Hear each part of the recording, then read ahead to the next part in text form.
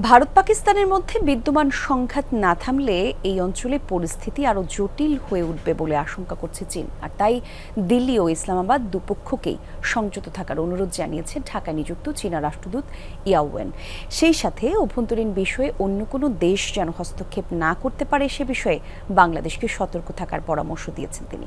এই সময় রাষ্ট্রদূত বলেন, রাখাইনের বহুল আলোচিত জাতিসংঘের মানবিক করিডোর ইস্যুতে বেইজিংয়ের কোনো সম্পৃক্ততা নেই।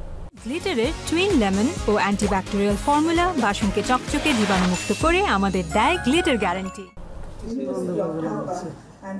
বাংলাদেশ চীন সম্পর্কের 5 দশক সম্পর্ক নতুন উচ্চতার অভিমুখে শীর্ষক আলোচনার আয়োজন করে Bangladesh institute of international strategic studies. এতে অংশ নেন দুদেশের সাবেক কূটনীতিক ও আন্তর্জাতিক সম্পর্ক বিশেষজ্ঞরা। আলোচনায় মূল প্রবন্ধ উপস্থাপন করেন অধ্যাপক ইমতিয়াজ আহমেদ ও মূল বক্তা হিসেবে বক্তব্য রাখেন ঢাকায় নিযুক্ত চীনা রাষ্ট্রদূত ইয়াও ওয়েন। শুরুতে দুই দেশের স্বাধীনতা পূর্ব ঐতিহাসিক সম্পর্ক সহ ব্যবসা বাণিজ্য ও অবকাঠামো উন্নয়নের নানা দিক তুলে ধরেন ইয়াও ওয়েন। এ সময় পাক ভারত যুদ্ধের প্রসঙ্গ টেনে উদ্ভূত পরিস্থিতিতে দুই পক্ষকে বিরত থাকার আহ্বান জানান তিনি। পেহেলগাম হামলার নিরপেক্ষ তদন্তেরও দাবি করেন তিনি।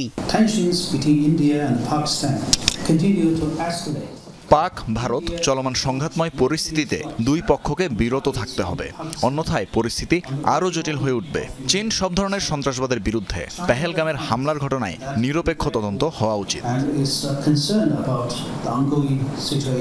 রাখাইনে জাতিসংঘের মানবিক করিডোর ইস্যুতেও কথা বলেন ইয়াও ওয়েন। জানান, মানবিক করিডোর বিষয়ে চীন অবহিত নয় ও কোনো ধরনের সম্পৃক্ততা নেই।